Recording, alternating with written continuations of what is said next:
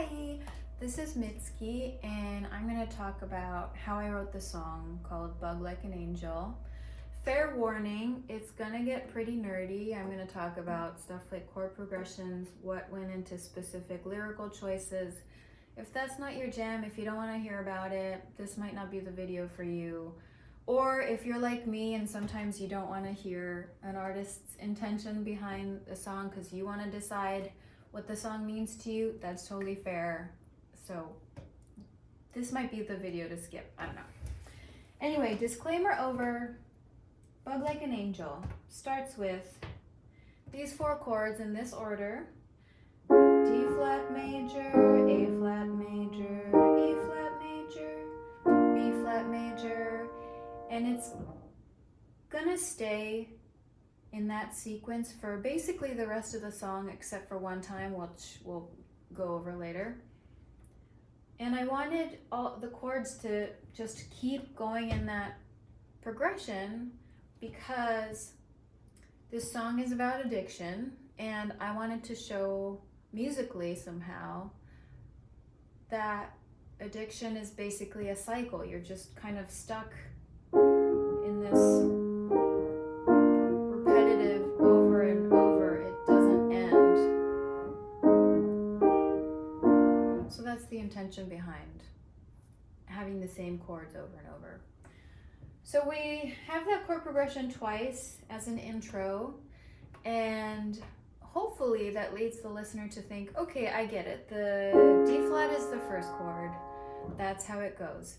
And then I wanted to do a little twist, a little change, a little surprise by actually having the vocals come in the middle of what we think is the chord progression at A flat major instead.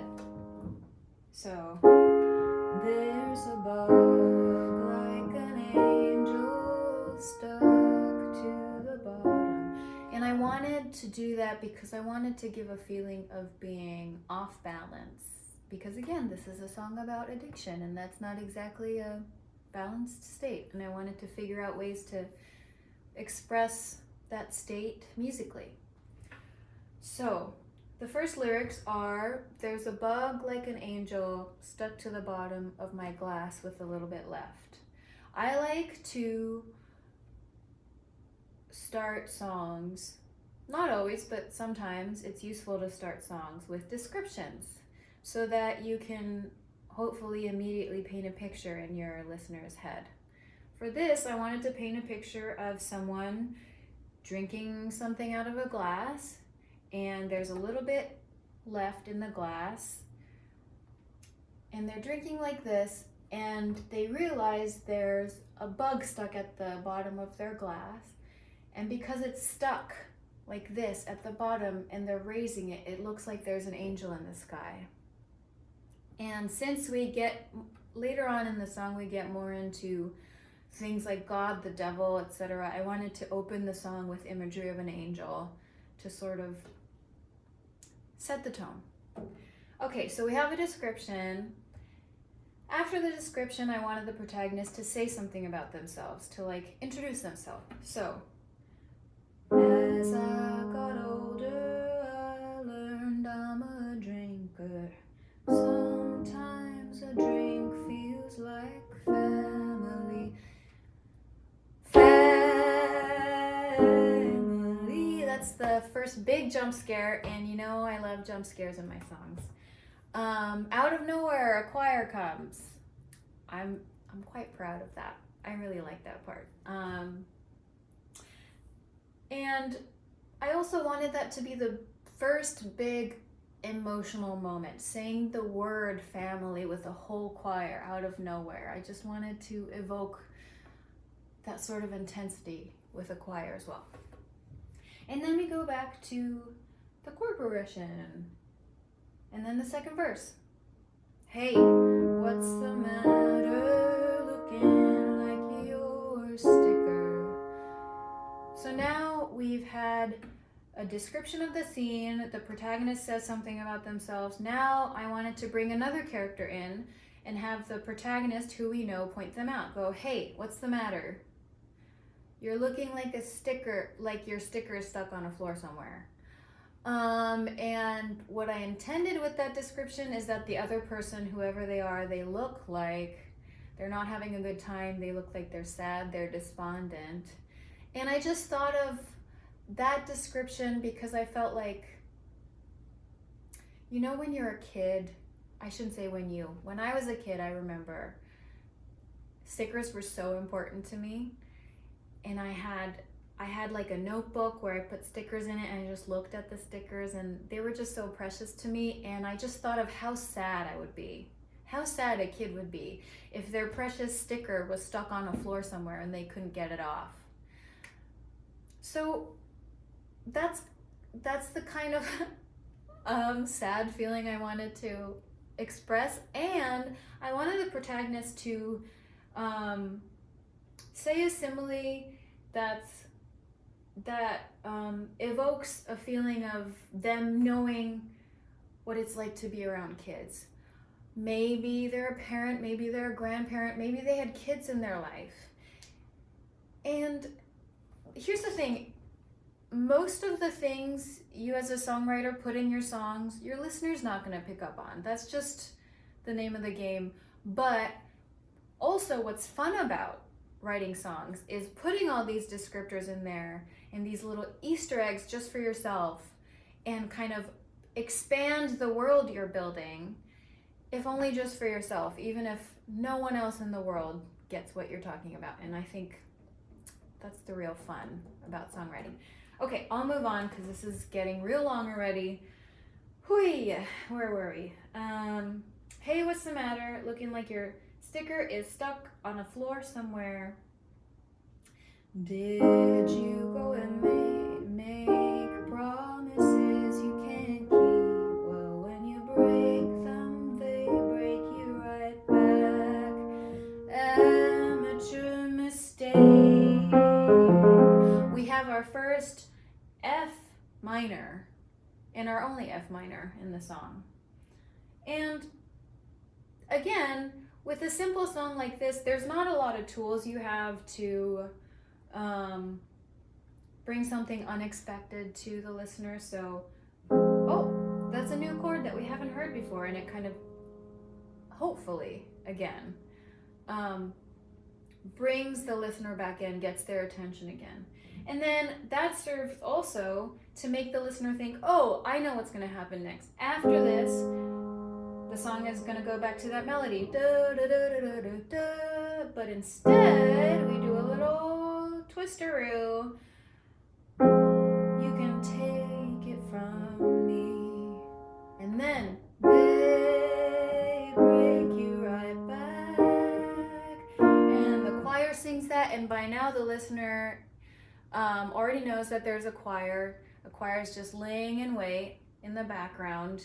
And so it's no longer a jump scare, so the choir can, I don't know, sing more than once. So I have them sing 3 times in a row. And since, you know, this is a bigger part of the song, we're already halfway through the song.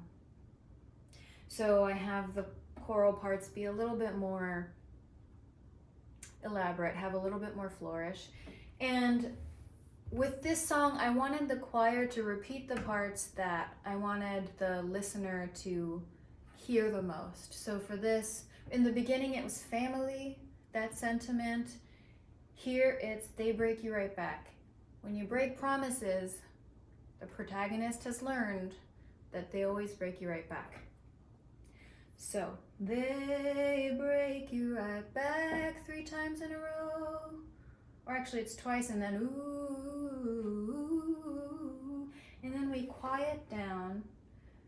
The other instruments, by the way, that, you know, are piano and bass, they go away again, and we go back to just acoustic guitar and vocals. And for the third verse, I wanted to have the protagonist say what they really wanted to say all along. Now that we've gotten the description of the scene out of the way, we've introduced the protagonist, who they are. Now I want to quiet down and have the protagonist say what they really, really wanted to say. So, when I'm bent over, wishing it was over, making all variety of vows I'll never keep, I try to remember the wrath of the devil was also given him by God. Now for that last line about the devil and God, I wanted the listener to have the option to take two main meanings away, depending on what they want out of the song. I mean, of course, you can take even more meanings from it. You know, you might think of meanings I've never thought about, and that's beautiful. But for my intentions anyway, it was one of two options, a positive or a negative, a pessimistic or optimistic option. The optimistic ending is that the protagonist is saying, well, when I'm bent over and I'm at rock bottom, I try to remember that the wrath of the devil I'm feeling right now, the suffering I'm feeling right now, was also given to the devil by God, because God created the devils as well. So maybe all this suffering I'm feeling has some sort of meaning or some sort of thing I can learn from, something positive from it. So that's option one. And then pessimistic option is that, again, the protagonist is bent over and at rock bottom and kind of making vows to God, like, I won't do this again, yada yada. But then it occurs to the protagonist, maybe this suffering was also given to me by God via the devil. So maybe God intended this suffering for me, and maybe there's no point in asking God for help because God wants me to suffer. So I don't know, there are various interpretations that you can take from it, and I wanted it that way. I wanted the listener to take whatever they need from it. So after we've spoken about God and the devil and the like, I wanted to end a bit churchy. So we have the chorus go, ooh,